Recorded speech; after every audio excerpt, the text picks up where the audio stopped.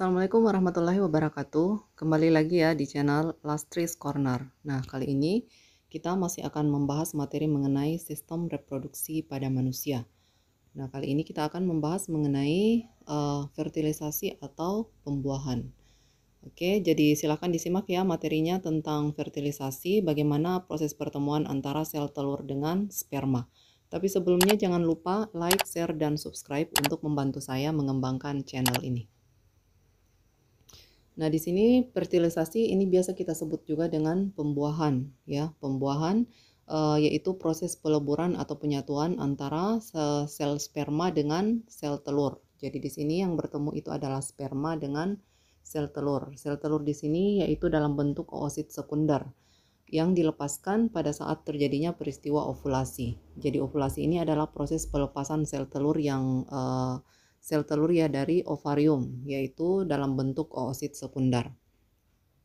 Nah, selanjutnya di sini pada proses spermatogenesis itu akan dihasilkan sperma, ya.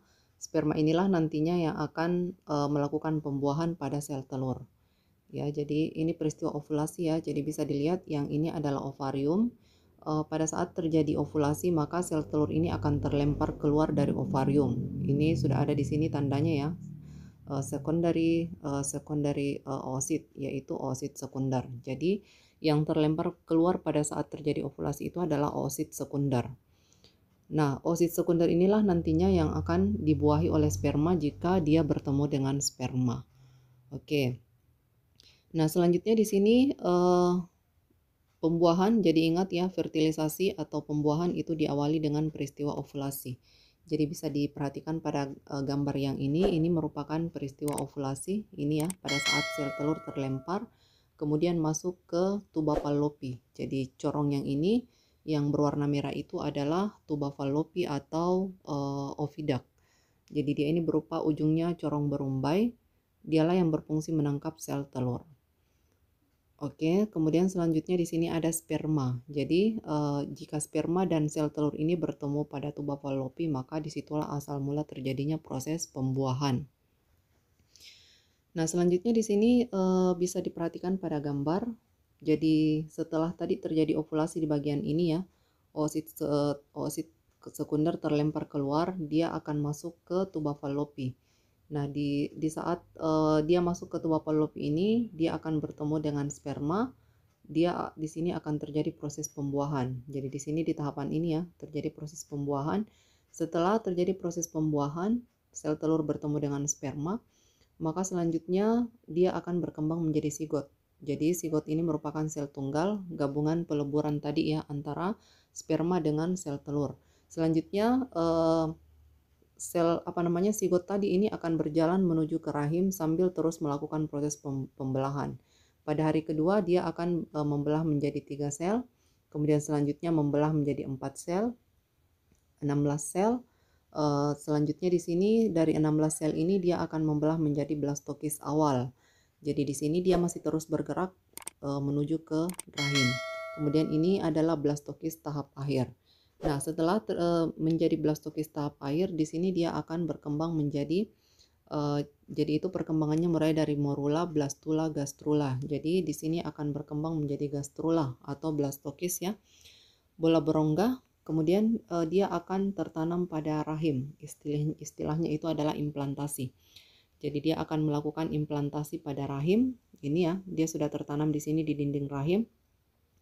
Jadi kalian bisa perhatikan di sini ini dinding rahim yang menebal. Jadi awalnya ini dia tidak setebal ini, tapi karena untuk menerima datangnya embrio maka dia akan menebal agar embrio ini bisa tertanam atau terimplantasi pada dinding rahim. Itulah tujuan penebalan pada dinding rahim. Jadi ini berkisar pada hari ke-8 sampai hari ke-9. Jadi embrio memulai implantasi. Implantasi itu penanaman. Oke. Selanjutnya di sini proses bertemunya sel telur dengan sel sperma dan oosit sekunder. Nah, di sini sperma menempel pada membran oosit di bagian posterior itu banyak mengandung aktin. Jadi bisa diperhatikan pada gambar ini ya.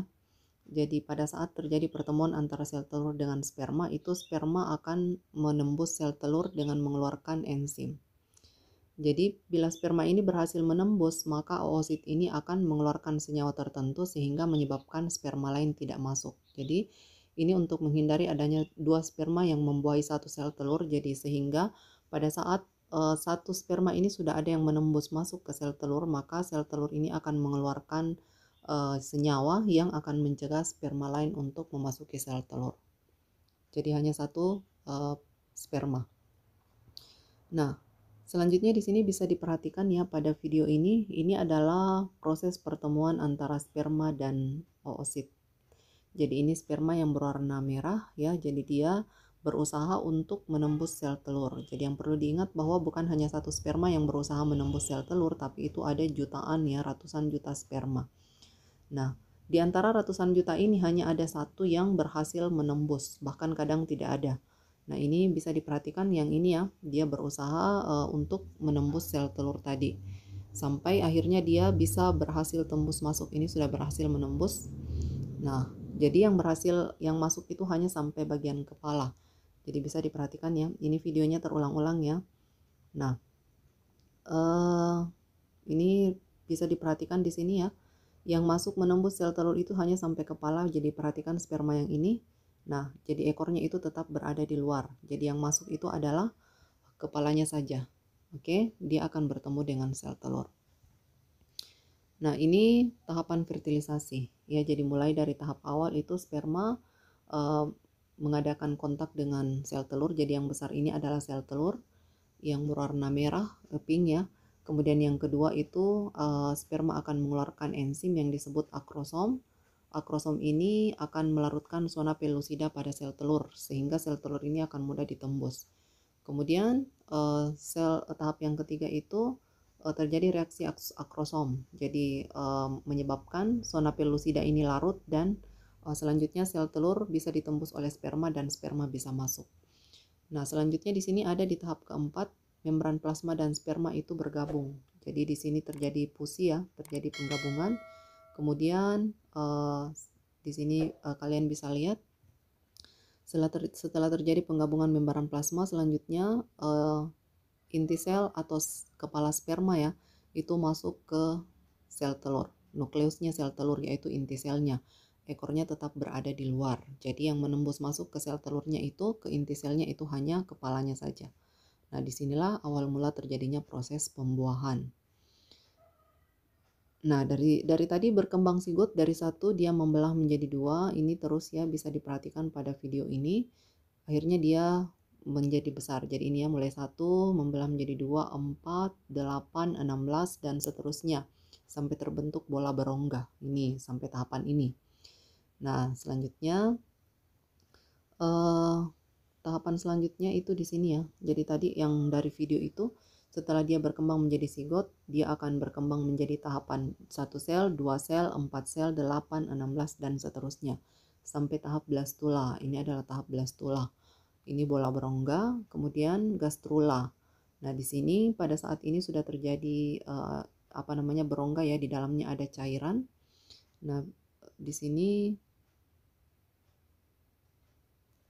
di dalamnya tadi ada cairan, itu akan terbentuk ini sampai dia membentuk sigot. Nah, ini dia ya. Jadi tahap fertilisasi ini di sini kita hanya akan singgung itu sampai ke tahap pembelahan sigot. Nah, inilah nanti yang akan tertanam pada dinding rahim dan akan berkembang menjadi embrio. Nah, untuk masalah penjelasan embrio dan tahapan selanjutnya itu kita akan bicarakan di masalah kehamilan. Oke, jadi untuk hari ini saya kira cuma untuk sampai di sini saja materi kita tentang fertilisasi. Jika ada yang kurang jelas silahkan ditanyakan. Sampai ketemu lagi di materi tentang kehamilan dan kelahiran. Jadi untuk perkembangan sigot selanjutnya itu kita akan bicara di periode kehamilan. Oke, sekian. Jangan lupa like, share, dan subscribe ya. Assalamualaikum warahmatullahi wabarakatuh.